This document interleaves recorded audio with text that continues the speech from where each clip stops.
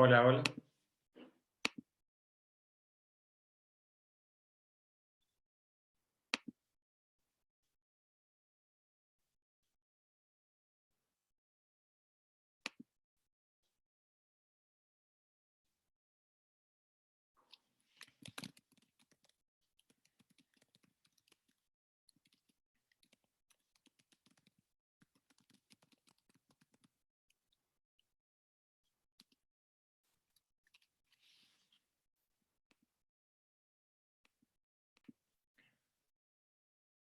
Hola, bueno, buenas tardes.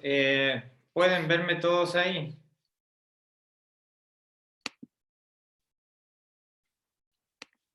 Ok. Bueno, vamos entonces a comenzar. Ahí ya respondí. Bueno, vamos a comenzar entonces la clase de hoy, que esta es la semana, digamos, previa a la evaluación de la semana que viene. Entonces, lo que vamos a hacer hoy es, vamos a revisar, a terminar de ver un poco lo que era la sociedad colectiva, qué es lo que nos quedó de del clase del lunes pasado, y vamos a ver también, completar un poco el resto de las sociedades personalistas. En realidad la clase de hoy la iba a dar Jorge, pero tuvo algunos problemas de conectividad, digamos, se le interrumpía lo que tiene que ver con la conectividad donde él está viviendo, así que bueno, por eso es que van a tener la clase conmigo hoy. Bueno, en la medida en que vayan teniendo preguntas respecto de este tema o algunos otros temas que hayamos visto o les sea de particular interés para ustedes, me las van formulando en el chat. Entonces, para continuar y terminar un poco lo que tiene que ver con sociedad colectiva, que creo que habíamos visto casi todo, porque habíamos visto lo que tenía que ver con las resoluciones sociales, con la adopción de las resoluciones sociales, ya sean tanto las de carácter ordinario como las de carácter extraordinario. Y también habíamos visto el tema de lo que tenía que ver con la transmisibilidad de las partes de interés, o en todo caso, qué podían, digamos, qué podían hacer los socios, digamos, a la hora de cuando decidían retirarse de la sociedad. ¿Hasta qué unidad entra? Porque en un comienzo se dijo hasta la...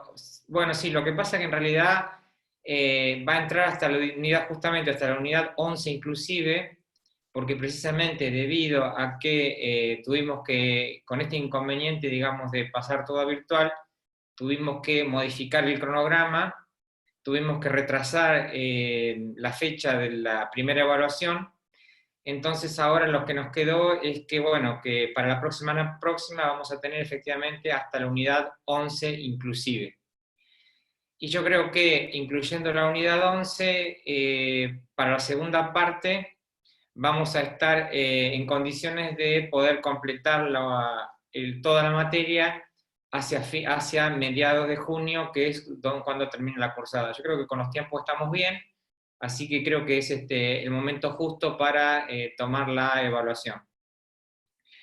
Tengo dudas del artículo 30, sociedad anónima, su participación, porque dicen...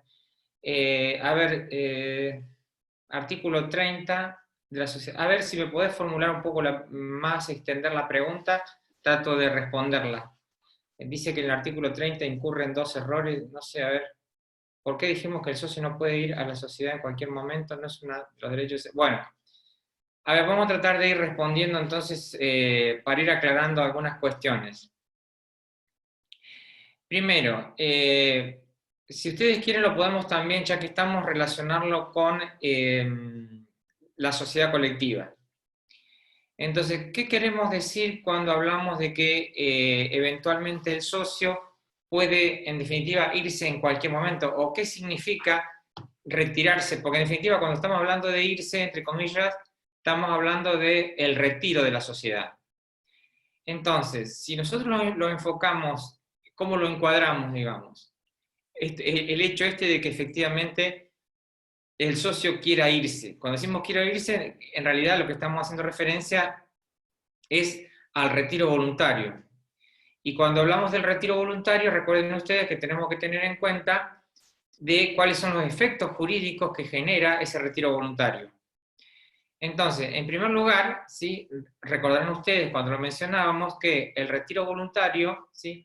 Implica para el socio que se retira la posibilidad de ser reembolsado, digamos, ¿sí? O de que se le reembolse precisamente el porcentaje de su participación.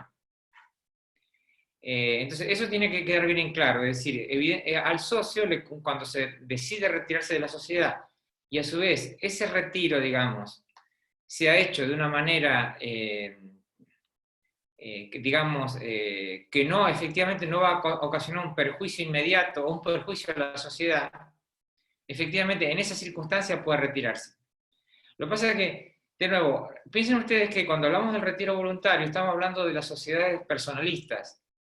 Y el tema es que en las sociedades personalistas, cuando un socio se retira, si como el elemento personal es importante, entonces ahí tiene una complejidad mayor, porque no solamente se retira, digamos, desde el punto de vista de que se retira de la estructura de capital, sino que asimismo el retiro tiene que ver con que, por ejemplo, ese socio podría haber estado siendo parte de la administración y representación.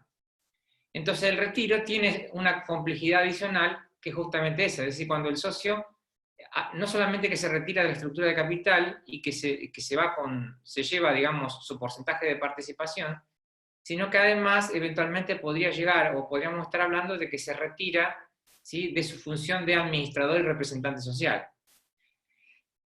No sé si se entiende un poco el planteo. Ahora, cuando decimos que, porque a ver, pensemos cuáles son los efectos que efectivamente también podría llegar a generarse, ¿sí? Los efectos que podrían llegar a generarse en la sociedad respecto del retiro del socio. Porque supongamos que efectivamente el socio se retira y decide, y así lo manifiesta, ¿sí?, primero a la administración y representación y después a la reunión de socios. Ahora, cuando la reunión de socios lo va a considerar, piensen ustedes que ahí va a ocurrir una mutación, digamos, o una modificación en el capital de la sociedad. O en todo caso, habrá que empezar a pensar cómo se reacomoda, ¿sí?, la estructura de capital de la sociedad, porque no es tan sencillo decir de reembolsarle la parte al socio, porque ahí hay que reestructurar, digamos, la estructura de capital. Entonces, ¿cuáles son? Yo lo que quiero que piensen ustedes ahora un minuto, ¿sí?, ¿cuáles son las opciones que tenemos, ¿sí?, respecto de esa reestructuración de capital? ¿Sí? Piensen un minuto ustedes cuáles son las alternativas que tenemos o cuáles son, digamos, los efectos que se generan. Adicionalmente a que efectivamente yo tengo que reembolsarle, desde el punto de vista concreto, digamos, el porcentaje de participación al socio. Entonces, a ver, para que pensemos todos juntos, un escenario posible es que efectivamente el resto de los socios, ¿sí?, quiera recomponer efectivamente la estructura de capital, y para ello lo que van a tener que realizar es eventualmente es un aporte complementario. De nuevo, para poder sostener esa estructura de capital. ¿Me explico? Es decir, entonces el aporte complementario va a implicar que a su vez en los socios que efectivamente permanecen en la sociedad, ¿sí?, va a haber un incremento en su porcentaje de participación. Esa es una de las alternativas, que efectivamente los socios, ¿sí?, reintegren el capital del socio que se retira. Otra alternativa, ¿sí?, puede ser que el socio que se retira proponga en todo caso, ¿sí?, la incorporación de otro socio. ¿Y qué hacemos en ese caso si alguien propone la incorporación de otro socio? Porque de nuevo, estas son sociedades personalistas. Entonces, ¿los otros socios van a aceptar fácilmente la incorporación de un nuevo socio? O en todo caso, porque ahí aparecen otros derechos vinculados. ¿No tendremos que pensarlo desde el derecho, digamos, que también le asiste al resto de los socios, ¿sí? De poder efectivamente adquirir la parte del socio que se retira de la sociedad, ¿sí? Y sin necesidad de que se incorpore otro socio, ¿sí? Entonces, recuerden que tenía que ver con el derecho de preferencia, ¿sí? De manera que los socios que continúan en la sociedad pueden efectivamente adquirir el porcentaje de participación del socio que se retira, ¿sí? Bueno, ahí se presentan distintos escenarios. Evidentemente, la figura del retiro del socio, ¿sí?, tiene ciertas complejidades en la práctica que van más allá del simple hecho de decir el socio recibe de alguna manera el porcentaje su porcentaje, el socio que se retira recibe el porcentaje de su participación que le corresponde en función de la estructura patrimonial y ya está, ¿sí? Tiene ciertas complejidades adicionales. A ver, dice, cuando se dice que el control en las sociedades colectivas es individual, se refiere al derecho de información. Ah, bueno, acá hay otra pregunta más. Bueno, en principio creo que eso está respondido el concepto este del retiro voluntario del socio, ¿sí? Obviamente que es un derecho y que lo ejerce. Ahora, ese retiro tampoco puede ser, digamos, intempestivo, es decir, tiene que ser algo planeado o algo, digamos, que no ocasione ninguna situación, digamos, de inestabilidad manifiesta en la sociedad, ¿sí? Y algo que efectivamente se pueda resolver. O sea, ¿a qué me refiero con esto? Que no se trata de decir, ah, no, el socio se enojó, pegó el portazo y quiere su porcentaje de participación y se fue. Es decir, hay una cuestión que evidentemente tiene que ver también, hay que evaluar que la sociedad, o sea, ¿qué es lo que en definitiva más pretende la ley? En definitiva, lo que se pretende es darle viabilidad y continuidad a la actividad. Entonces, todo tiene que estar encaminado hacia eso. Es decir, todo lo que nosotros hablamos de todas estas modificaciones contractuales, obviamente que, en el fondo, ¿sí?, la idea del legislador es preservar la continuidad de la actividad, ¿sí? Entonces, todo tiene que estar encaminado hacia eso. Bueno, acá me plantean también, y ya viendo, digamos, en particular el tema de la sociedad colectiva, respecto del control. Entonces, evidentemente, como pregunta Zaira, hay efectivamente una relación entre el derecho de información, ¿sí?, y el derecho de control. Evidentemente están relacionados. Es decir, lo que pasa es que en este tipo de sociedades, digamos, recuerden ustedes que hablamos de sociedades que no son complejas, que son sociedades relativamente simples en su estructura, entonces sería muy costoso desde el punto de vista para la propia sociedad armar estructuras de control demasiado complejas. Entonces lo que el legislador sabiamente va a prever ahí, va a decir, bueno, pero si es una estructura societaria relativamente simple, y como son sociedades personalistas y el involucramiento de los socios es importante, ¿sí?, es significativo en todo caso, vamos a prever para este tipo de sociedades un control individual. Entonces, y control individual significa que efectivamente aquellos socios que no forman parte de la administración y representación van a poder, primero, efectivamente ejercer su derecho de información, ¿sí? Van a poder enterarse de efectivamente cómo son van a poder, como les decía yo en otra oportunidad, es decir, van a poder pedir los libros sociales, van a poder realizar arqueos de caja, van a poder revisar cuentas de proveedores, van a poder revisar cuentas de pasivo, ¿sí? A eso me refiero yo con el control individual, es decir, van a poder, no sé, realizar las comunicaciones con los proveedores, es decir, en eso no hay una restricción que les diga cómo tiene que efectivamente ser el control, es decir, El control individual lo ejerce precisamente el socio y tiene amplias facultades para realizar dicho control. No hay ahí alguna restricción que le diga, la ley diga cómo efectivamente debe realizarse ese control. Lo que sí la ley hace hincapié es, porque hay un límite ahí, que tiene que ver con esto de no inmiscuirse en la administración y representación. Es decir, el socio puede controlar, ¿sí? Puede efectivamente revisar los libros sociales, puede revisar las operaciones, pero lo que no puede hacer es, el socio que no es administrador y representante social, no puede inmiscuirse en la gestión de la sociedad. Por eso le digo yo que es tan importante, y por eso yo siempre hago hincapié en las clases, el tema este de la claridad en la división de los roles.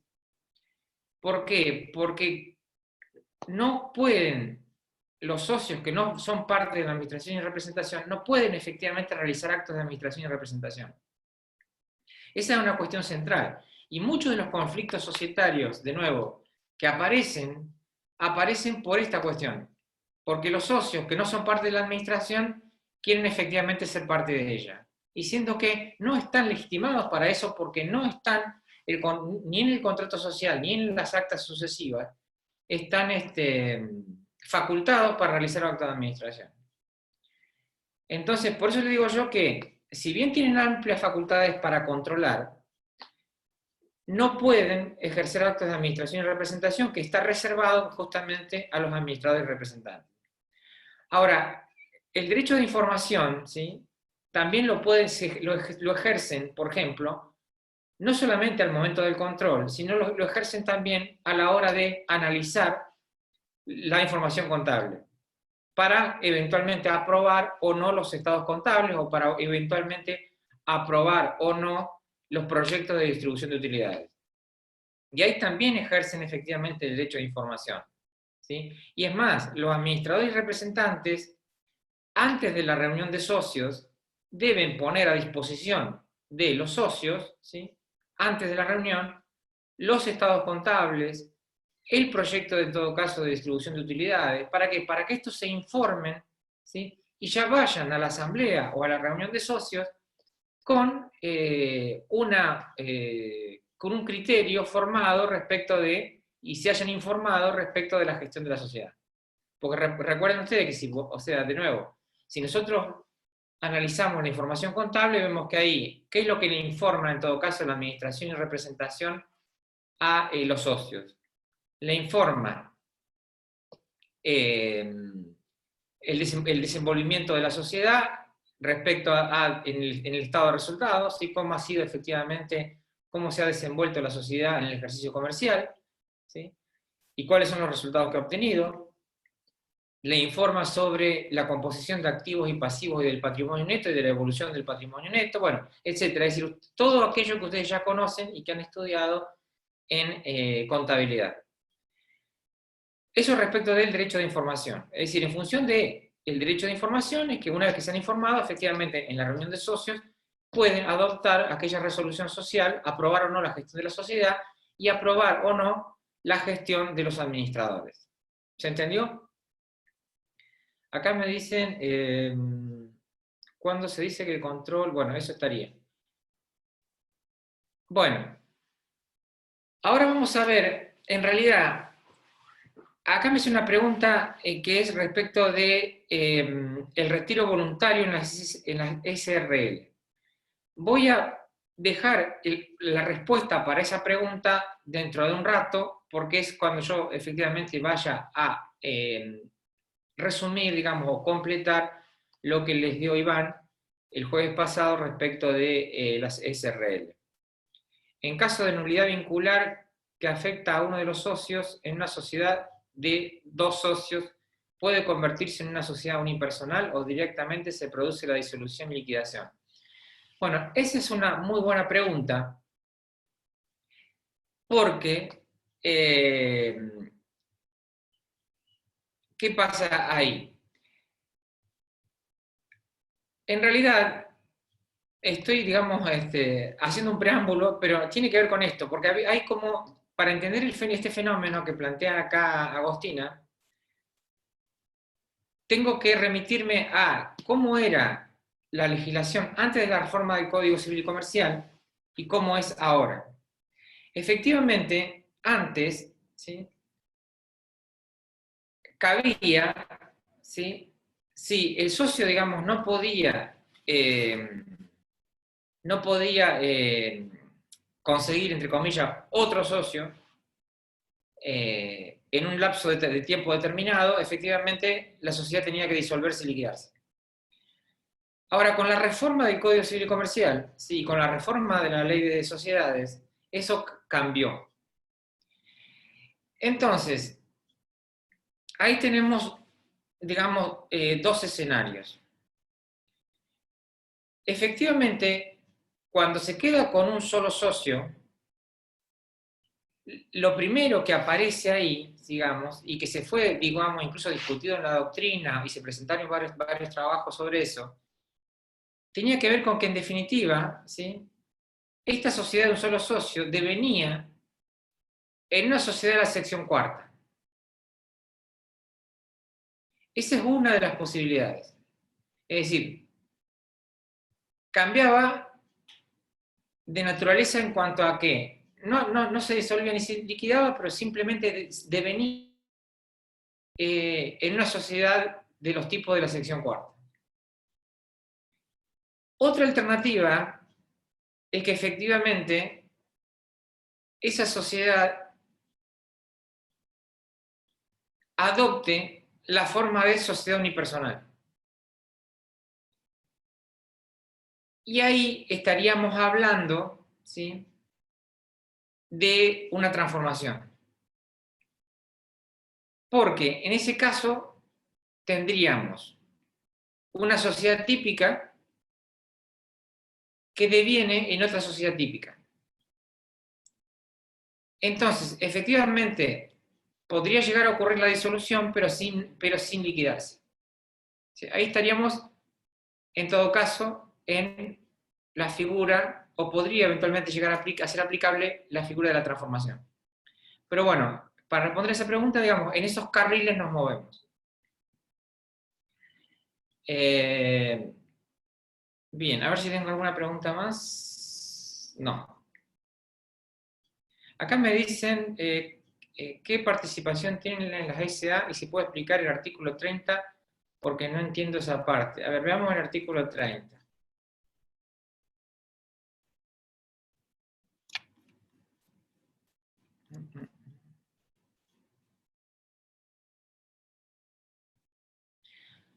Bueno, el artículo 30 efectivamente tiene que ver con la sociedad socia. Entonces, dice el artículo 30, las sociedades anónimas y en comandita por acciones solo pueden formar parte de sociedades por acciones y de responsabilidad limitada. Podrán ser parte de cualquier contrato asociativo. Es decir, ahí lo central es que efectivamente, ahí tenemos que distinguir dos cosas. La primera es que tiene que ver con que estamos en presencia de sociedades socias. ¿Sí? Yo les dije el otro día que así como las personas físicas podían constituir sociedades o ser parte de sociedades, ¿sí?, también efectivamente las personas jurídicas pueden ser parte de sociedades. Ahora, ¿cuál es la restricción que impone la ley en este caso?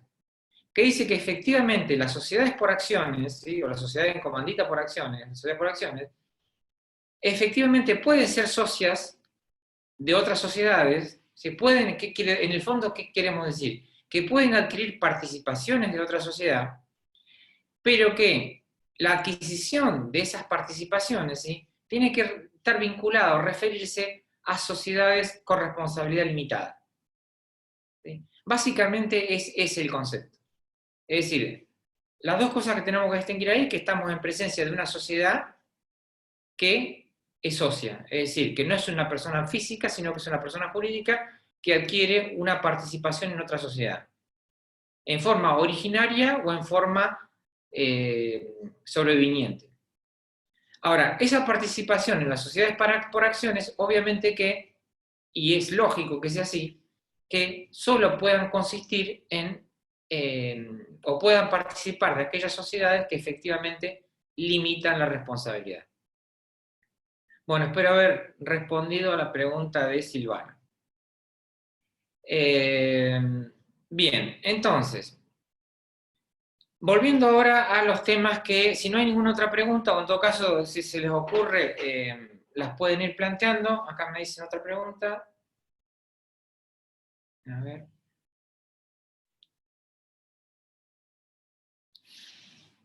Acá dice, las sociedades de la sección cuarta pueden ser unipersonal. Buena pregunta. A ver, yo estimo de que sí.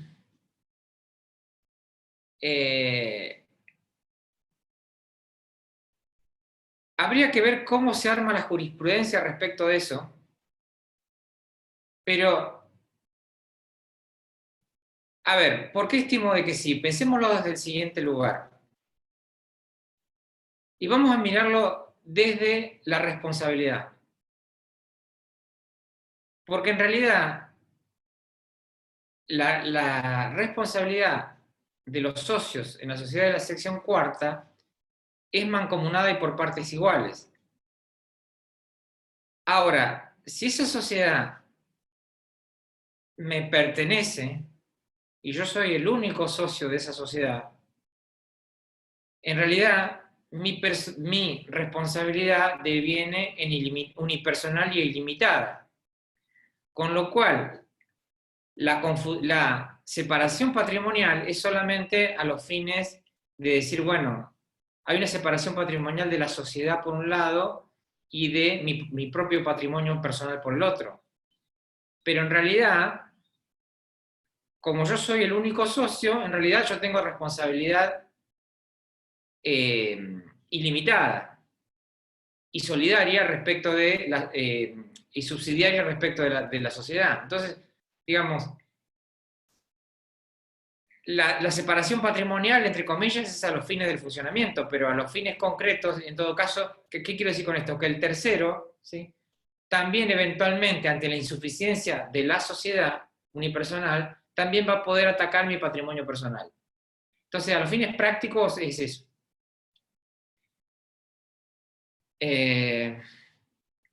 A ver, de todas maneras les digo, o sea, todas las preguntas que están haciendo están muy buenas y algunas empiezan a construir las respuestas desde la propia jurisprudencia, ¿sí? A ver, porque también el planteo doctrinario que vino es qué pasa justamente con aquellas sociedades que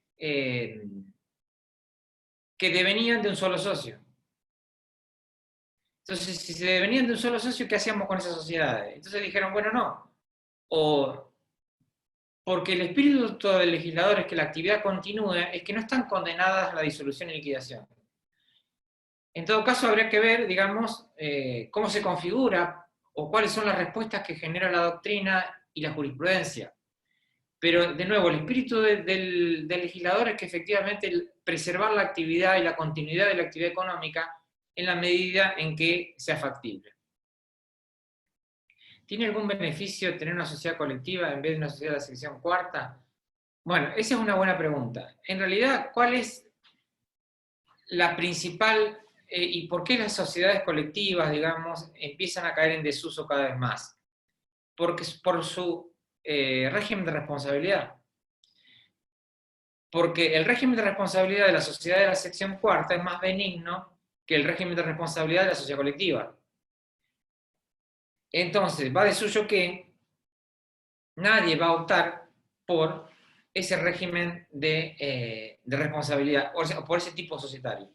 Y además hay una cuestión adicional, y que ustedes, estudiantes de contadores, se van a dar cuenta rápidamente, que la sociedad colectiva, como toda sociedad típica, requiere el cumplimiento de determinadas formalidades. No formalidades para que sean personas jurídicas, sino formalidades para que sean regulares. Para que efectivamente una sociedad pueda ser inscrita en el registro público, debe cumplir un conjunto de formalidades. Y a su vez digamos, sí, justamente, o sea, cumplirse con un conjunto de formalidades que, digamos, estaba pensando, pero no la vamos a repasar toda ahora porque se me va a ir la hora explicando eso y ya lo hemos visto en clases anteriores. Pero digo, es mucho más a los fines prácticos y operativos, ¿sí? Es mucho menos, entre comillas, engorroso funcionar como una sociedad residual que como una sociedad colectiva. En primer lugar, precisamente por el régimen de responsabilidad. Y por eso es que, bueno, cada vez más este tipo de sociedades están cayendo en desuso, ¿sí? Si tiene algún beneficio, a ver, yo diría que el beneficio que tienen es por el lado de que justamente ese conjunto de formalidades hacen que el posterior funcionamiento de la sociedad sea más explícito, pongámoslo en esos términos, donde están bien definidos, porque como es una exigencia de formal, digamos, están muy bien definidos los roles, ¿sí? Están muy bien definidos su estructura de funcionamiento, ¿sí? Entonces, del punto de vista, como todas estas cuestiones son más explícitas, de ese punto, digamos que se me ocurre que es una ventaja respecto del otro tipo de las sociedades libres. Pero bueno, nada, el régimen de responsabilidad es más atenuado en las sociedades libres, entonces eso es determinante. Bueno, a ver si tengo alguna otra pregunta más. Creo que no. Bueno, ahora visto, creo que vimos lo que es la sociedad colectiva. Entonces, lo que vamos a hacer ahora es, a los fines prácticos y didácticos, es repasar justamente cómo sería el caso del resto de las sociedades personalistas. Entonces, para que les sea fácil a ustedes estudiarlo, digamos, y reconocerlo, ¿sí? Así como hicimos con la sociedad colectiva, vamos a hacer con el resto de las sociedades personalistas. Lo primero, ¿sí? Siempre lo que hace la ley es hablar de la caracterización. Así como caracterizamos a la sociedad colectiva, podemos caracterizar a la sociedad en comandita simple y a la sociedad de capital e industria. Entonces, en la sociedad, vamos a ver ahora la sociedad en comandita simple. La sociedad en comandita simple, ¿sí? La forma más fácil de comprenderla es de la siguiente manera. Primero, ya que dije la caracterización, les digo que está compuesta por dos categorías de socios, los comanditados y los comanditarios, ¿sí? Eso está en el artículo...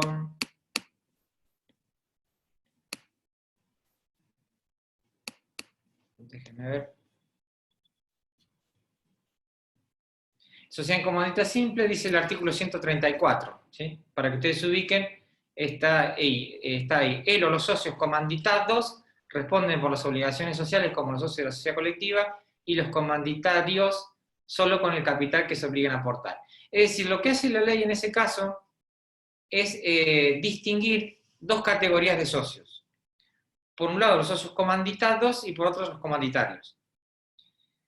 Unos responden como la sociedad colectiva, es decir, con la responsabilidad solidaria, subsidiaria y limitada, y los otros por el capital que se obligan a aportar, es decir, limitan su responsabilidad.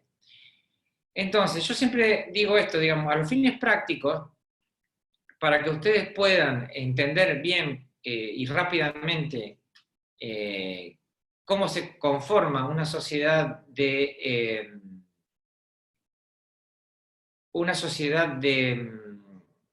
en comandita simple, es básicamente considerar que tenemos una sociedad colectiva, ¿sí? A la cual le agregamos un socio que limita su responsabilidad. ¿Sí? Esa es la forma más fácil de entender el funcionamiento de las sociedades en comandita simple. Es decir, de nuevo, yo tengo una sociedad colectiva a la cual yo, entre comillas, le agrego un socio con responsabilidad limitada. Esa es la forma más práctica de entender el desenvolvimiento de estas sociedades. Porque después, en definitiva, y vamos a ver ahora, que un conjunto de institutos que se aplicaban a la sociedad colectiva también se aplican a la estructura de la sociedad en comandita simple. Eso es la primera cuestión. Vamos ahora ¿por qué? A esta cuestión de la identificación de la sociedad, o en todo caso de el nombre de la sociedad. Y es exactamente una situación similar a cuando vimos la sociedad colectiva. ¿Qué es lo que va a decir el legislador? En este caso, ¿sí?, va a poder usar una denominación o una razón social y va a tener que efectivamente agregarse la expresión sociedad en comandita simple, su abreviatura o las siglas SCS, perdón. Bueno, dice la ley, digamos, su abreviatura. ¿Sí? Pero, de nuevo, el punto importante acá es destacar lo mismo que destaqué en el caso de la sociedad colectiva. ¿Cuál es la intención del legislador? Es precisamente que el tercero, ¿sí?, con el solo hecho de ver la identificación de la sociedad, llámese razón social o denominación, ya pueda reconocer el régimen de responsabilidad de los socios.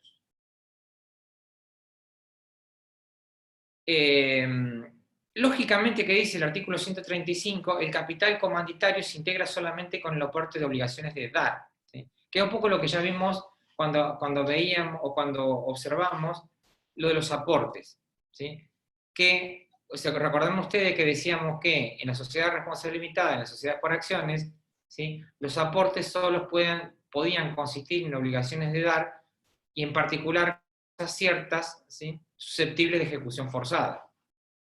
Entonces, esa es la característica, porque en realidad, en todo el espíritu de la ley, justamente, la idea es que cuando se limita la responsabilidad, ¿sí?, cuando estamos en presencia de una responsabilidad limitada, el aporte se constituya en obligaciones de dar. Después vamos a la administración y representación. La administración y representación, ¿sí?, ahí hay dos cuestiones. ¿Quién las puede ejercer? ¿Quiénes las pueden ejercer? ¿Y cómo se ejerce? Cuando hablamos de quién las puede ejercer, dice el artículo 136, la administración y representación de la sociedad es ejercida por los comanditados o terceros que se designen. ¿Sí? Recuerden ustedes que los comanditados son los que adquieren responsabilidad solidaria, subsidiaria o ilimitada. Y dice el artículo, se aplican las normas sobre administración de las sociedades colectivas. Que recordarán ustedes cuáles eran las normas de administración y representación de la sociedad colectiva. ¿Se acuerdan? Piensen un momento.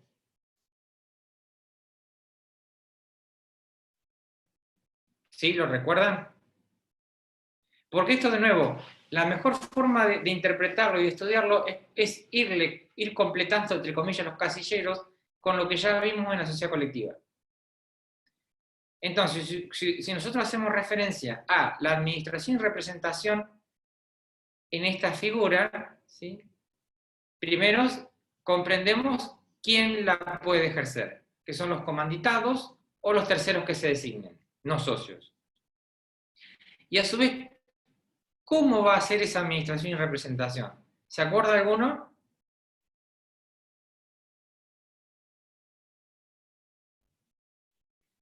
Bueno, entonces, estoy seguro de que se acuerdan, ¿sí?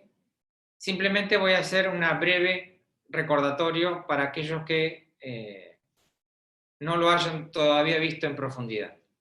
Pero se aplica exactamente lo mismo que dijimos para las sociedades colectivas. Es decir, si estamos hablando de administraciones y representaciones plurales, ¿sí?, recuerden que cuando analizamos la sociedad colectiva distinguíamos entre administración indistinta o administración conjunta, ¿sí? Bueno, básicamente a eso me remito, no lo voy a explicar nuevamente porque ya están seguro que están en 2 videos por lo menos anteriores, ¿sí? Pero a eso me remito.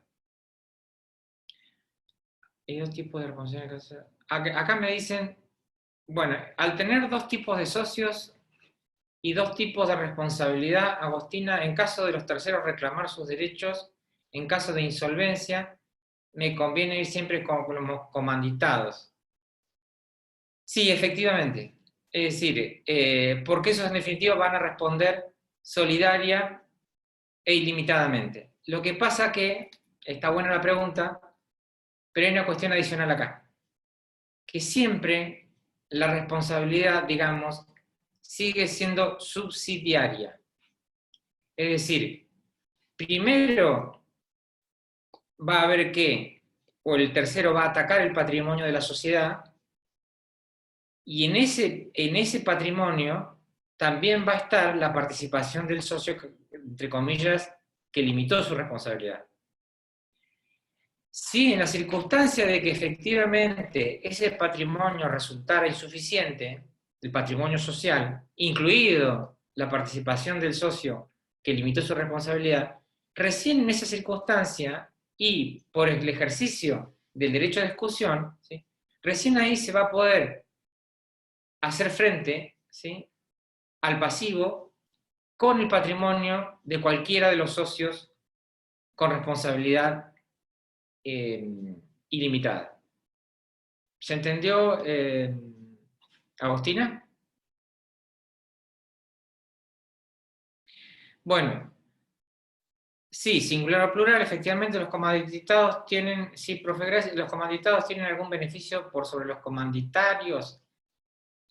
En realidad, a ver, ¿cuál es el beneficio? Porque hay una cuestión interesante a razonar. ¿Cómo es que aparece esta figura? O digamos, ¿cuál es en definitiva el sustento que hay atrás de esta figura? Por eso le decía yo desde el comienzo que es la sociedad colectiva a la cual se le agrega un socio que limita la responsabilidad. Por eso es que la administración y representación está a cargo de los comanditados, es decir, está a cargo de aquellos que no limitan su responsabilidad. Y de nuevo, esta figura aparece, vamos a ponerlo, si se quiere, desde el punto de vista práctico y concreto y medio novelado, si se quiere. Pero supongamos que yo tengo, ¿sí?, dos o tres socios. Yo vuelvo, digamos, porque me resulta práctico y accesible, mi ejemplo de la fábrica de ladrillos, la fabricación y comercialización de ladrillos de bloques de cemento ecológico. Recordarán ustedes que cuando yo hacía referencia a esto, hablaba de la idea de negocio y de la formalización, digamos, y de la regularización o del transcurso de la etapa formativa de estas sociedades para que efectivamente pudieran devenir en una sociedad regular en los términos del artículo 7 de la ley. Entonces uno decía en ese escenario, teníamos tres sujetos, uno que era especialista en procesos, el otro que era uno de los socios, especialista en procesos productivos, el otro especialista en procesos comerciales para ese tipo de producto, y el otro especialista, no sé, en cuestiones administrativas y contables, ¿sí? Entonces, esa era un poco la idea, que ahí el elemento personal juega, en este tipo de sociedades, las personalistas, ¿sí?, un rol preponderante. Entonces, para que se entienda esto de la encomandita, ¿qué pasa si estos socios, ¿sí?, está todo bien, pero no les alcanza el capital para importar la bloquera, no sé, de China? Porque el capital que necesitan para comprar la máquina para hacer los ladrillos ecológicos no le alcanza. Y resulta que tienen un amigo que efectivamente podría llegar a aportar dinero para comprar efectivamente esa máquina. Pero este amigo no quiere saber, no se va a involucrar en la gestión de la sociedad, no tiene interés en participar de la gestión en ningún momento, ¿sí? Simplemente que lo que en todo caso va a hacer es realizar un aporte y como contrapartida lo que busca de ese aporte es un determinado dividendo. ¿Sí? Ese es un poco el escenario que se plantea con la sociedad de responsabilidad, la sociedad de comandita simple. ¿Sí? Es alguien que realiza un aporte de capital, por eso que es, entre comillas, el socio capitalista, o mejor dicho, el comanditario, digamos, pero que no tiene ningún interés en participar de la administración y representación. Simplemente que efectivamente va a tener la categoría de socio, pero porque realiza un aporte de capital, ¿sí? Y ese es su sentido y su rol, entre comillas, dentro de esa sociedad. Obviamente que va a poder participar en una asamblea de socios y va a poder ejercer, digamos, sus derechos políticos y patrimoniales en función de su participación en el capital de la sociedad. Pero de nuevo, es un socio, por eso es que la ley dice que en definitiva quienes administran y representan son los comanditarios. Porque en definitiva el rol de este personaje, digamos, del comanditario, no es más que la realización de un aporte y su involucramiento es desde ese lugar. ¿Sí? No sé si se entiende. Creo que eso me lo había preguntado Alejo, ¿puede ser? ¿Alejo se entendió?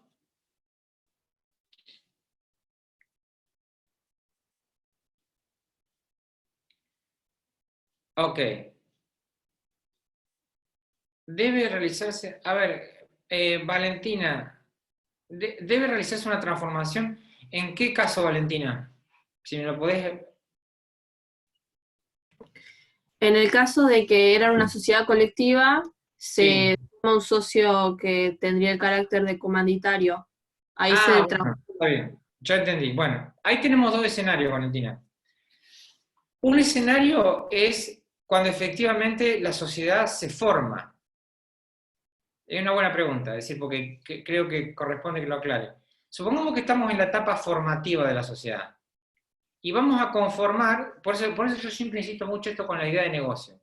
Supongamos que estamos en ese momento, en el momento de la idea de negocio, y tenemos efectivamente estos tres socios, ¿sí? Y tenemos a otro que va a aportar el capital, o un capital adicional, ¿sí? Todavía estamos en la etapa formativa de la sociedad. Cuando se redacte el instrumento, el contrato social, ahí vamos a tener, supongamos, para hacerlo simple, vamos a tener el socio A que aporta 20.000 pesos, el socio B que aporta un vehículo, el socio C que aporta un inventario de mercaderías. Y estos tres socios, ¿sí? Asumen, tienen el carácter, y así se expresa en el contrato, tienen el carácter de socios comanditados, ¿sí? Y realizan esos aportes. Y después el socio ZZ, que también se expresa en el contrato y que asume el carácter de comanditario, ¿sí? Quiere decir que limita su responsabilidad, su aporte consiste en 100.000 pesos. ¿Estamos hasta ahí? Es decir, ahí ya claramente se distingue el régimen de responsabilidad de los socios y las categorías de socios. ¿Estamos hasta ahí? Ahora, las categorías de socios se establecen en el mismo contrato. Entonces, vamos de nuevo. Yo tengo la idea de negocio. Los socios se juntan. Son estas cuatro personas. Van al estudio contable. Evalúan con el contador la posibilidad fáctica de que esta idea de negocio efectivamente funcione. Y a su vez, le preguntan al contador, decir, che, mirá, ¿qué forma le damos a esto? Entonces el contador les dice, mirá, si ustedes, hay tres socios que están personalmente comprometidos con la sociedad, que van a realizar este tipo de aportes y que efectivamente van a ejercer el rol de administradores y representantes, ¿sí? Y que a su vez tenemos a esta otra persona, que es ZZ, que solamente va a realizar un aporte de capital, pero que vive en España, ¿sí? Yo, digamos, para hacer el caso bien explícito, entonces con esta estructura de capital, ¿sí?, se va a conformar en el mismo contrato social, ¿sí? Nosotros le vamos a decir que, ¿sí?, en este acto, ¿sí?, se conforma una sociedad en comandita simple y se integra por esta categoría de socios, como yo acabo de expresar. ¿Estamos hasta ahí? Se redacta el contrato, obviamente que el contrato después va a tener que tener todos los requisitos tipificantes y no tipificantes del artículo 11,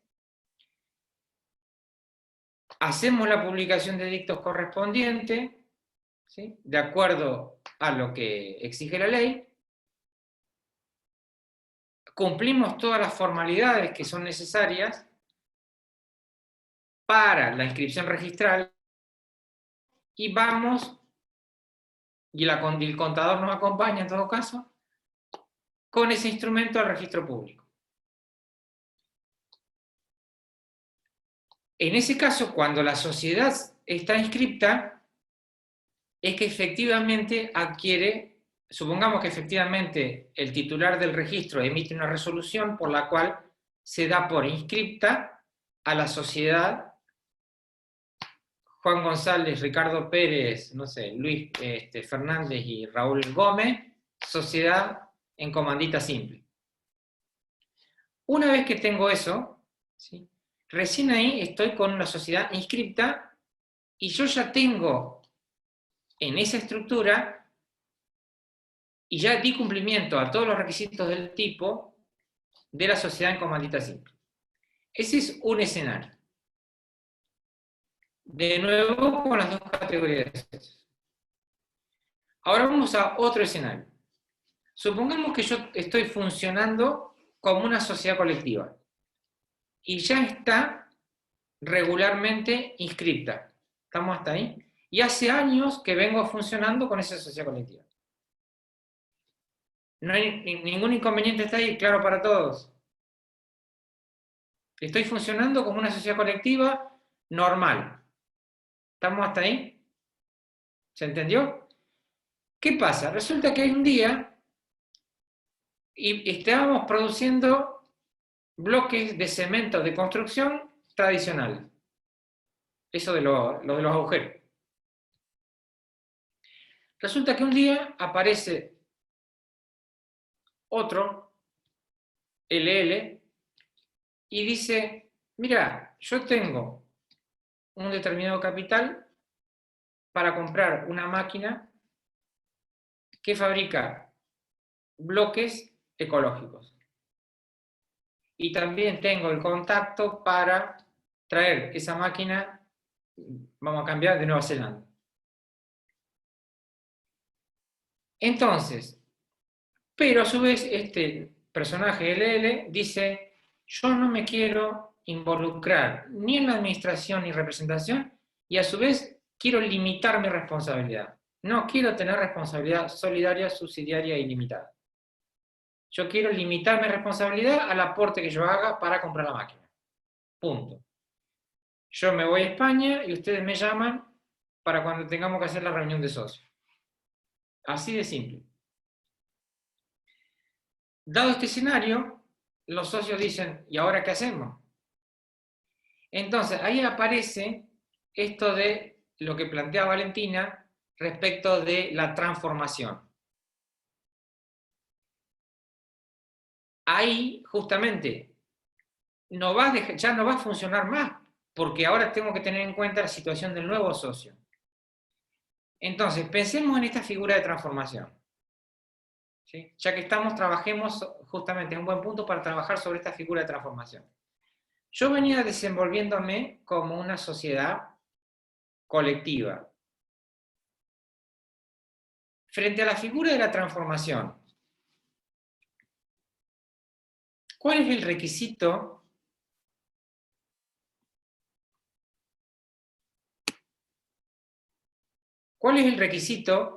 ¿sí?, indispensable para que opere la figura de la transformación? Piensa en un momento.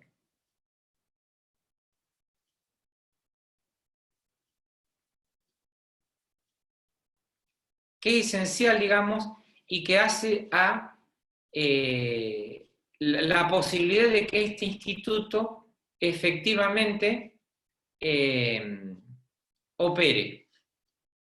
Que sea, acá me responde Yara, que sea una sociedad típica. Efectivamente. O sea, lo primero que necesito, y después me pone Agostina, inscribir en el registro también. Pero lo primero que yo necesito, ¿sí?, es que yo estar en presencia de una sociedad típica. Y una sociedad típica regularmente inscripta, para que opere la transformación. ¿Me explico? Es decir, yo voy a tener que estar en presencia de una sociedad colectiva inscripta para que esa sociedad, efectivamente, en todo caso, después pueda devenir en una sociedad en comandita simple. Entonces, vamos al escenario vamos al escenario de que efectivamente cumplo el requisito este. Soy una sociedad colectiva regularmente inscripta en los términos del artículo 7 en el registro público. Seguidamente, ¿qué voy a necesitar para que opere la transformación? Y para, como plantea acá Agostina, para llegar a escribir esa transformación en el registro. Primero necesito una resolución del órgano de gobierno, ¿sí?, que efectivamente acepte esta transformación. Entonces, vamos de nuevo con la sociedad colectiva. ¿Qué tendrán que hacer los administradores y representantes de esa sociedad colectiva para que efectivamente empezar a transitar el camino de la transformación? Piensen un minuto.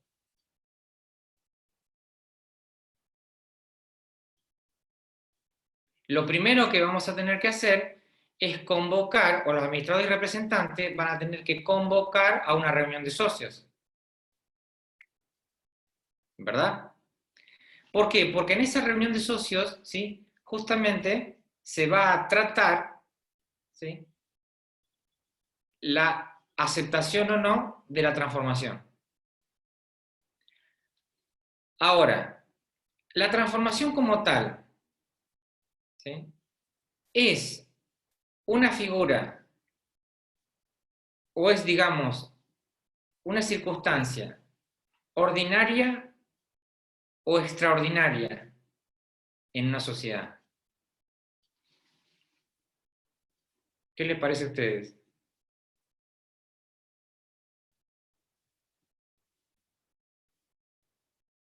Extraordinaria.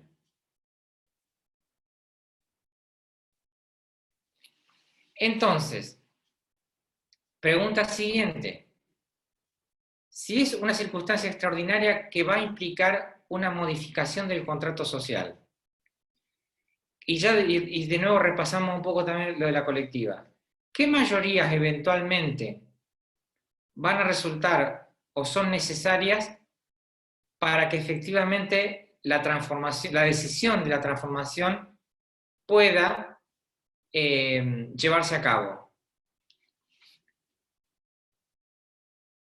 Mayorías agravadas, exactamente. Y acá me plantea Zaira unanimidad, exactamente. Ahí vamos. Es decir, esa es un poco la idea. Yo necesito entonces primero esa cuestión, es decir, necesito una resolución que efectivamente, ¿sí?, autorice la transformación. Con la salvedad que recuerden ustedes que en la transformación no se disuelve la sociedad. Simplemente, no estamos acá hablando ni de fusión ni de escisión, estamos hablando de transformación, y en la transformación no se disuelve la sociedad. Lo que simplemente va a operar es la modificación, en todo caso, ¿sí?, de un tipo social por otro. Esa es una cuestión. Entonces, obviamente que después de adoptada la resolución social, vamos a tener que seguir, digamos, ahora no vamos a relatar todo porque ya vimos transformación, pero no vamos a tener que seguir todos los pasos necesarios a los efectos de que efectivamente esa transformación se pueda inscribir en el registro público como planteaban algunos de ustedes acá, que era Agostina. Entonces, de nuevo, en el primer caso teníamos simplemente la circunstancia de que era una sociedad que se constituía como comandita simple desde un comienzo. Y en el segundo caso, si se agregaba el socio, ahí operaba la transformación. ¿Sí? Y ahí, de nuevo, o sea, seguíamos todos los pasos habituales, es decir, teníamos que, habituales me refiero a lo siguiente, teníamos que necesitar un acuerdo de transformación, ese acuerdo de transformación voy a tener que publicar edictos, ¿sí?, y a su vez voy a tener que solicitar la inscripción en el registro público para que efectivamente ese acuerdo de transformación sea oponible a terceros. Pero recuerden ustedes que hay en el caso este que se agrega, digamos, este asunto de esta actividad o mejor dicho, o la bloquera del ladrillo ecológico, en ese caso, piense que tiene otras aristas también. Porque va a pegar en el contrato por varios lados. Va a pegar desde el nombre, porque el nombre se va a modificar, porque ya ahora no va a ser más sociedad colectiva, sino que va a ser sociedad en comandita simple. Va a pegar en la estructura de capital, porque ahora se agrega, piensen ustedes que ahora se agrega otro socio, ¿sí? Recuerden que ahora el nuevo socio sí va a tener un porcentaje de participación, con lo cual los porcentajes de participación del resto del elenco de socios también se modifica, ¿sí? Entonces, digamos, es como que yo tengo ahora una, entre comillas, modificación contractual, ¿sí?, que tengo que efectivamente comunicar a los terceros, y acá me preguntan por los edictos, ¿sí?, yo tengo que efectivamente comunicar esa transformación a los terceros a través de la publicación de edictos en un diario de publicaciones legales, que es un edicto. Y ustedes, y por ejemplo, recuerden el caso, ya que estamos, volvamos en todo caso al artículo 10. Que el artículo 10 expresa: las sociedades de responsabilidad limitada y las sociedades por acciones deben publicar por un día en el diario de publicaciones legales correspondiente un aviso que deberá contener, dice, en oportunidad de su constitución, y después dice, en oportunidad de la modificación del contrato. Es decir, en las dos circunstancias, yo voy a tener que realizar la publicación de edictos. Más allá de que ahí haga referencia a las sociedades de responsabilidad limitada, a las sociedades por acciones, también es necesario realizarlo en las sociedades de interés. Bueno, creo que ya entonces respondí a las preguntas de Alejo y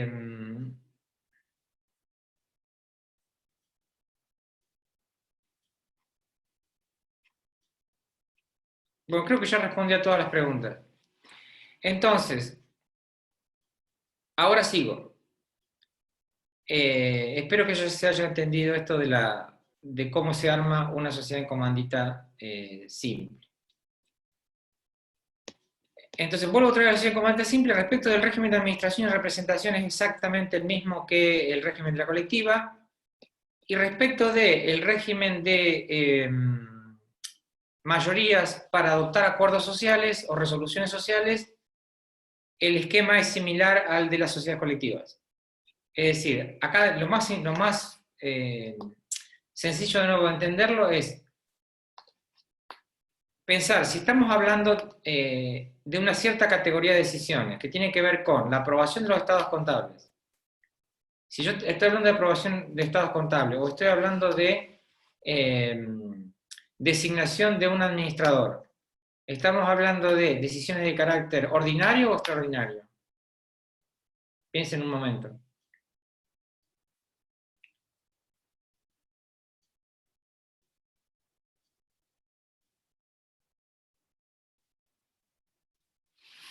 ¿Qué les parece? Si es la aprobación del estado contable, necesitaría ordinario, exactamente. Es decir, por ejemplo, de nuevo, si tengo que designar un administrador, si tengo que aprobar los estados contables, si tengo que designar eventualmente, no sé, o aprobar la gestión de los administradores, ¿sí? Todo eso son decisiones de carácter ordinario y por lo tanto voy a necesitar, básicamente lo que dice la ley, son las mayorías. Cuando hablamos de mayorías de capital, pero hablamos de mayorías simples, ¿sí? Es decir, 50% más uno de capital.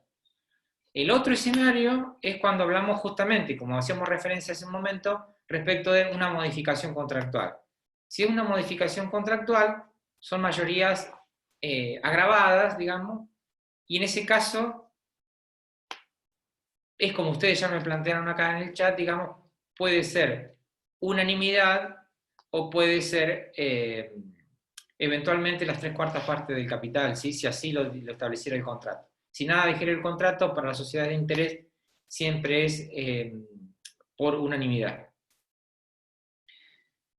Bueno, básicamente eso es un poco el funcionamiento de la encomandita simple, ¿sí? Espero que se haya entendido esta diferenciación a partir de la pregunta que creo que hizo Agostina respecto de cuando hacemos referencia a la constitución como tal de una sociedad en comandita simple y cuando hacemos referencia a la transformación de una sociedad que se transforma en una sociedad en comandita simple. ¿Se entendió? ¿Quedó claro para todos eso? Porque me parece un punto importante.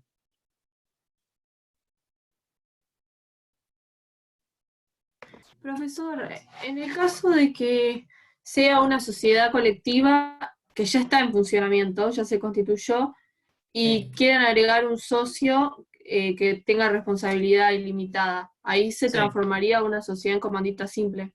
exacto, exactamente. Es decir, de nuevo, o sea, es el ejemplo, esto para entenderlo, lo más fácil es verlo con un ejemplo concreto. Es decir, ustedes son tres amigos que se conocen de toda la vida, o de la universidad, como yo siempre digo, y tienen funcionando una sociedad que fabrica ladrillos. Y resulta que se dan cuenta que, pero eso está funcionando y hace años que vienen trabajando así, y la sociedad colectiva esta está inscrita desde el año 2004. Y hace 15 años o 16 años que vienen trabajando de esa manera, ¿sí? Y son una sociedad colectiva. Pero resulta que en el año 2020 aparece esto de que pueden producir ladrillos ecológicos. Pero para producir los ladrillos ecológicos necesitan un aporte de capital. Y resulta que encuentran a un personaje que estaría dispuesto a aportarles el capital, pero que no se va a involucrar en la gestión. A su vez, el riesgo personal es bastante relativo. Entonces, porque le digo, vive, no sé, en Australia. ¿Y cómo hacemos para incorporar a este sujeto para que ustedes puedan efectivamente llevar adelante este nuevo negocio? Y bueno, una de las formas es esta, es, bueno, transformemos a la sociedad. En lugar de que sea una sociedad colectiva, ahora que sea una sociedad en comandita simple. Porque este sujeto va a aportar el capital, pero no va a participar de ningún modo en la administración y representación, ni ahora ni nunca. Entonces, en esa circunstancia, vamos a transformar la sociedad y se va ahora va a ser una sociedad en comandita simple. Entonces ahí sí van todos al estudio contable y dicen, ¿y ahora cómo hacemos? ¿Qué forma le damos a esto? Entonces, bueno, el contador le va a decir, no, mirá, está la figura de la sociedad comandita simple, y ahí por ahí le podés entrar. ¿Sí? Entonces, vamos a hacer una modificación del estatuto, o del contrato social. Entonces, en el contrato social redactan nuevas cláusulas, tienen en cuenta todo esto que yo les dije, desde la modificación en el nombre, desde la modificación en la estructura de capital, desde la designación de este nuevo socio como comanditario, ¿sí? Y ahí es como que, y una vez que está inscripta como es la modificación del contrato, ahí es oponible a terceros y operan como una nueva sociedad, entre comillas, no como una nueva sociedad, sino como una sociedad que ha adoptado otro de los tipos previstos. Pero de nuevo, la condición necesaria para que opere la transformación es que exista una sociedad típica inscrita en el registro público. Entonces, la pregunta que haría cualquiera, digamos, que yo les voy a hacer ahora y para que ustedes me respondan, es ¿qué pasa en el caso de las sociedades de la sección cuarta?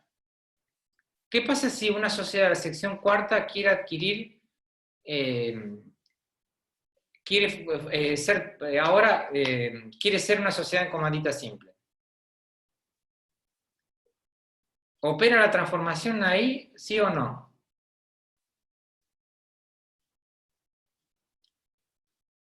Acá dice Valentina que opera efectivamente la subsanación. Es decir, en ese caso, digamos, no se cumple el requisito de que estoy en presencia de una sociedad típica, inscripta, sino que estoy en una sociedad de la sección cuarta. Ahora, ¿cuál es el remedio que prevé la ley para ese tipo de sociedades? El remedio que prevé la ley para ese tipo de sociedades es la subsanación. ¿Sí? Bueno, creo que entonces ahora sí me parece que se entendió. Entonces, ahora me van a quedar unos minutos para que veamos otra figura también muy interesante que tiene, y nos va a servir para repasar dos cuestiones adicionales, que son esto de las sociedades de capital e industria. También es una sociedad, digamos, de no mucha aplicación en la práctica, pero que tiene sentido y que guarda cierta,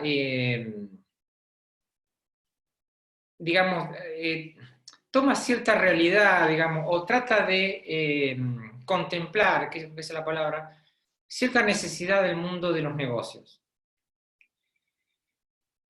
Entonces, la primera salvedad es que, de nuevo, cuando hablamos de la sociedad de capital e industria, ¿qué es lo que primero hace el legislador? De nuevo, es caracterizar los tipos de socio y la responsabilidad que asumen. ¿Sí? Entonces, vamos a tener en este caso, de nuevo, dos categorías de socios. Y la ley va a hablar del socio capitalista, del socio industrial. ¿Sí? Ahora, a ver, simplemente para hacer referencia, digamos, a la responsabilidad que asumen los socios, vamos a hablar que el socio capitalista, vamos a decir que el socio capitalista asume responsabilidad solidaria, subsidiaria y limitada, y el socio industrial solamente asume o compromete, en todo caso, las ganancias, las utilidades líquidas no percibidas. ¿Sí? Hasta ahí se extiende su responsabilidad. Pero para que se entienda un poco la figura, ¿sí? Vamos otra vez a novelarlo un poco. Y vamos a distinguirlo de otro tipo de relaciones. Supongamos que efectivamente yo estoy en el caso de un investigador. Y es un investigador que se dedica, que ha hecho su doctorado en biotecnología. Y que se dedica, o tiene una expertise justamente en transformación genética. O digamos, justamente hace desarrollo justamente en biotecnología. Ahora, para hacer este tipo de desarrollos, ¿sí? Este investigador necesita montar un laboratorio, ¿sí? Con tecnología muy particular y muy especial, ¿sí? Y para hacer este tipo de desarrollos tecnológicos. Y resulta que no cuenta con el capital necesario. Entonces, lo que hace es buscarse a un socio, entre comillas, capitalista, que es el que le va a aportar a él el capital, porque no cuenta con el capital. Entonces, así es que se construye la sociedad de capital-industria. Es decir, yo necesito, ¿sí?, por un lado, ¿sí?, una cosa muy específica, que es una expertise muy particular, y por otro lado, tengo por otro lado una necesidad de capital. Por eso que lo contempla la ley, y así se construye la figura. Pero va a decir la ley, bueno, pero en este caso, ¿sí?, vamos a tener que el socio capitalista va a responder en forma solidaria, subsidiaria y limitada, y que el socio industrial va a responder por las ganancias no percibidas, digamos. O dice concretamente la ley, el socio capitalista responde como la colectiva, y el que aporta exclusivamente su industria responde efectivamente por las ganancias no percibidas. Dice, la representación y administración de la sociedad podrá efectivamente ejercerse por cualquiera de los socios conforme a lo dispuesto a la sección primera de este capítulo. Pero en definitiva, es ese un poco el espíritu de la ley. El contrato debe determinar, obviamente que el contrato va a tener que determinar cómo se distribuyen los beneficios, porque en definitiva no hay un aporte de capital por parte del socio industrial, simplemente que está aportando su industria, entre comillas, o su saber, en este caso su saber biotecnológico, ¿sí?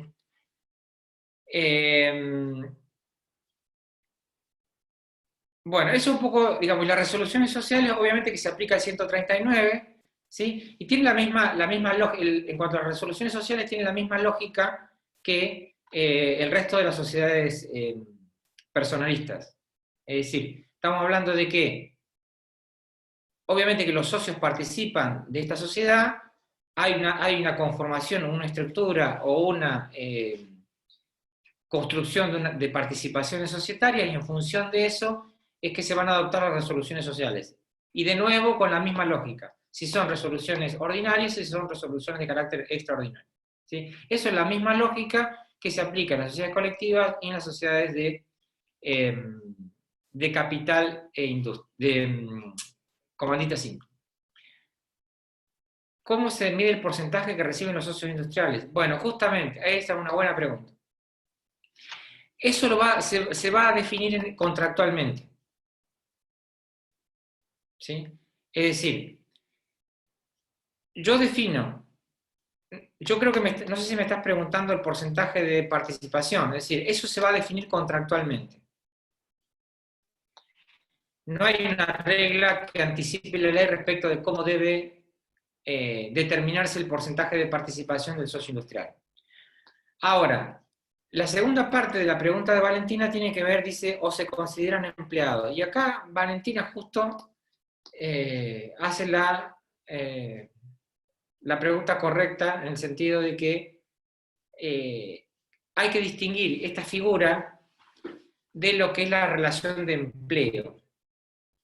Por eso yo insistía mucho por eso le pongo del ejemplo particular de este tecnólogo, digamos, especialista en biotecnología o nanotecnología.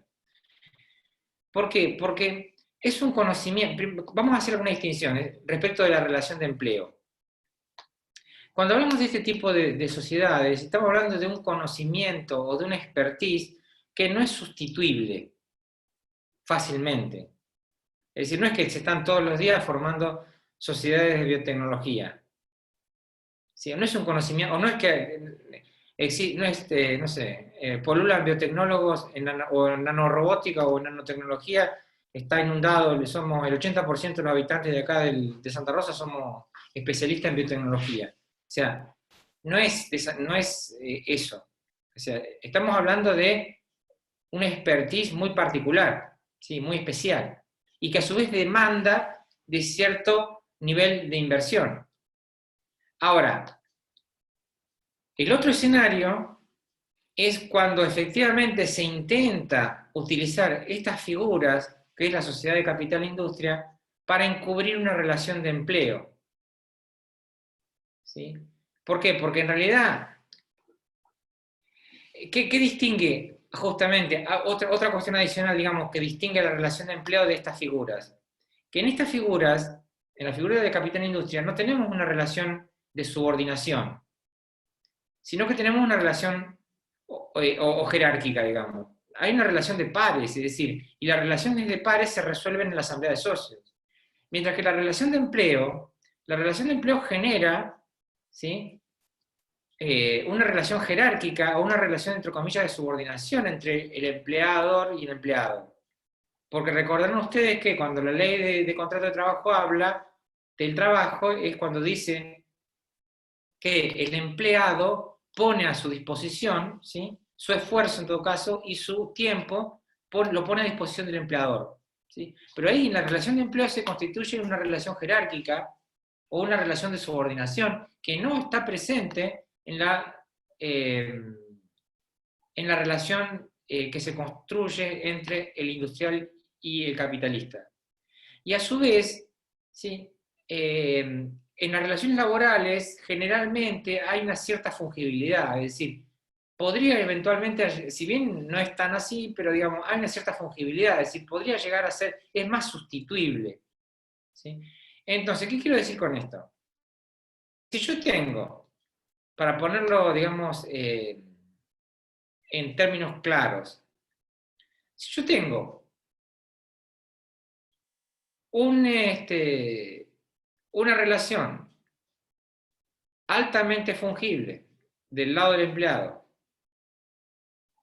y que a su vez se construye desde la subordinación, ¿sí?, donde hay alguien que tiene que pone su tiempo y su esfuerzo a disposición de otro, ¿sí?, eso no es ni más ni menos que una relación de empleo. Y en todo caso, ahí es donde aparece la figura esta del enmascaramiento de la personalidad jurídica. Porque yo podría, en estas circunstancias, yo podría llegar a estar utilizando la figura de la sociedad de capital industria para encubrir una relación de empleo. Entonces lo que va a hacer el juez ahí va a decir, no señores, acá nunca hubo una sociedad, sino que hubo una relación de empleo. ¿Se entiende la idea? Es decir, ahí es donde se aplica esta figura del disregard of legal entity, que tiene que ver justamente con el correr el velo, ¿sí?, y descubrir lo que realmente había atrás de la pantalla de la sociedad.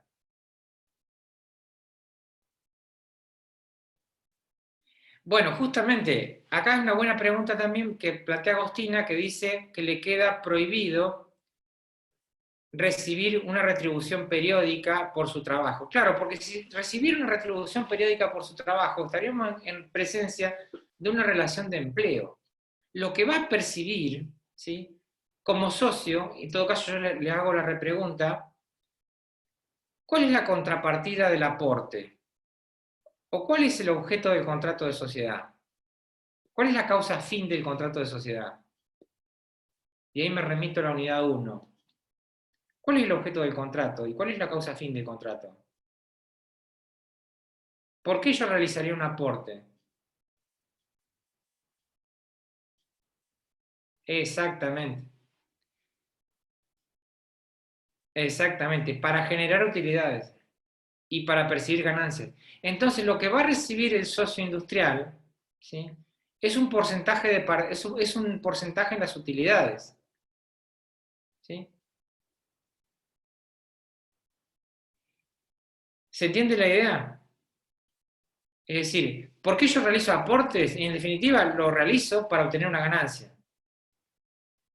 Y esa es la causa fin del contrato. Ahora, de nuevo, y eso es lo que va a recibir el socio industrial, ¿sí? Pero no va de suyo que no va a recibir una retribución, porque si resulta que después se prueba que recibía una retribución, ¿sí?, entonces estamos hablando de una relación de empleo, y no estamos hablando de una relación de socio capitalista y socio industrial. Hecha esta salvedad, ¿sí?, yo rescato, a ver, no hay que presumir lo siguiente, no es porque siempre que haya una sociedad de capital e industria se está encubriendo una relación de empleo. O sea, esa no es una mala práctica, ¿sí? Que a veces transmitimos desde la doctrina, ¿sí?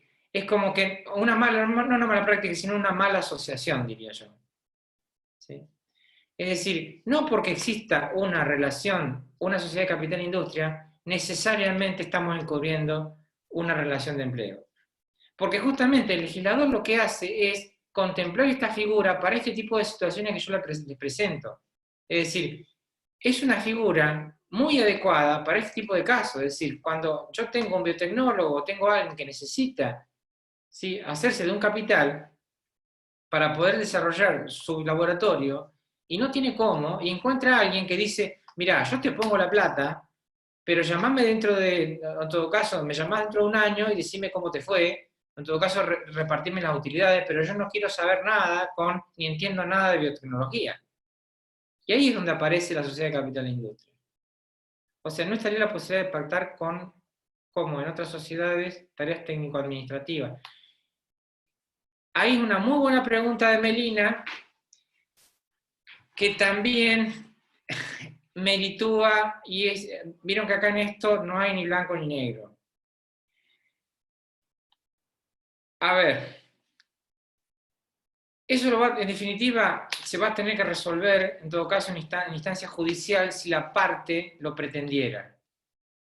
Es decir, no hay acá, a ver, cuando hay una retribución por tarea técnico-administrativa y cuando hay una retribución con la característica de un salario.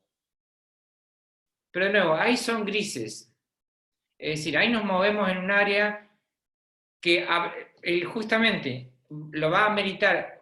¿Qué va a ser la parte en todo caso? Supongamos que la parte damnificada, que es el socio industrial, efectivamente reclame o accione contra el capitalista por diciendo que no, que en definitiva había una relación laboral. Y bueno, el juez va a merituar todo esto. Va a merituar si efectivamente eso es una tarea técnico-administrativa y recibía eso como una tarea técnico-administrativa, o si efectivamente no era una tarea técnico-administrativa, sino que en definitiva era un salario, ¿sí? Es decir, el juez va a merituar todo eso para después resolver si efectivamente la figura jurídica sociedad era tal, o si en realidad se estaba usando para encubrir una relación de empleo. Bueno, con esto entonces terminaríamos lo que es las sociedades de interés. Creo que haber respondido a todas las preguntas. Van a tener una clase de repaso, creo que con Iván el jueves, y ya van a estar en condiciones de realizar el parcial el próximo lunes, ¿sí? Todas las preguntas que tengan se las pueden hacer a Iván el jueves. Él va a hacer un repaso general de todos los temas. Sociedad de responsabilidad limitada ya se las dio el jueves, ¿sí? No sé, ¿podrían facilitar su email? A ver, si ustedes quieren hacerme preguntas, la forma más fácil es entrar al campus, elegir la unidad, ¿sí?, que ustedes tienen dudas. Ahí en cada unidad ustedes tienen un foro, ¿sí? En ese foro pregunten por esa unidad, ¿sí?, y ahí nosotros les vamos a responder. ¿Está claro? ¿Por qué? Porque se me dificulta mucho poder responder por chat a cada uno de ustedes, ¿sí? Y en realidad me es mucho más fácil a mí ver las preguntas en cada unidad y poder responderles. Porque yo ya sé a qué tema están haciendo referencia y ya sé, digamos, que yo me puedo ordenar de otra manera. Porque además tengo otra materia más, ¿sí? Y si me aparecen los mails en mi cuenta personal, no doy abasto para responderlos a todos, ¿sí? Entonces es mucho más, porque yo en un día, digamos, repaso todos los mensajes y ya ahí yo ya sé, digamos, a qué unidad corresponde la pregunta y la puedo responder, y a su vez, digamos, lo que nos facilita eso que si otro tiene la misma pregunta, ya también yo ya la habré respondido, o sea, porque si no a veces me pasa que tengo que responder la misma pregunta varias veces, ¿sí? Porque hay varios alumnos que tienen la misma inquietud y entonces tengo que responderle a todos lo mismo. Si yo le respondo en el chat, perdón, en los foros, y ustedes consultan los foros, ya ahí encontrarán respuestas. ¿Sí? Porque si no, de nuevo, o sea, me es prácticamente imposible, hoy como están las cosas, poder responderle. Estoy seguro que a algunos no le habré respondido, pero porque no puedo, o sea, tengo la casilla de mail que se me desborda porque no puedo atender todas las preguntas. Entonces me es mucho más fácil responderles en los foros. ¿Sí? De todas maneras, si hay una pregunta general, también al inicio del curso en el Moodle hay un foro general para preguntas generales. El video de SRL, tengo que hablar con Miguel, entiendo de que sí, que está disponible y que lo vamos a poder subir. Voy a hacer la pregunta con Miguel ahora en un rato. ¿Sí? Pero creo que la clase está grabada y se va a poder subir. Bueno, creo que por hoy estamos, espero haber respondido a todas las preguntas. Van a tener la clase de repaso el jueves y pasa que no terminó de dar SRL. Bueno, pero seguramente lo va a dar el jueves. ¿Sí? De todas maneras, por lo de SRL, calculo que yo también voy a armar un pequeño video con un resumen, como para que también a ustedes le quede para poder estudiar o repasar. Así que eso también se lo voy a subir la clase entre esta semana, calculo que entre mañana y pasado, también les voy a subir un pequeño video como para que les permita repasar SRL, así que ya también me quedo tranquilo de que ustedes habrán cubierto ese punto y les voy a recordar a Iván entonces que les repase un poco, termine de dar SRL y hagan un repaso respecto de las preguntas que les faltan. ¿Sí? Bueno, espero haber cubierto todas las inquietudes, espero que se encuentren bien, que tengan una buena jornada, un poco lluvioso hoy, y bueno, quédense en casa y nos estamos viendo. Chao.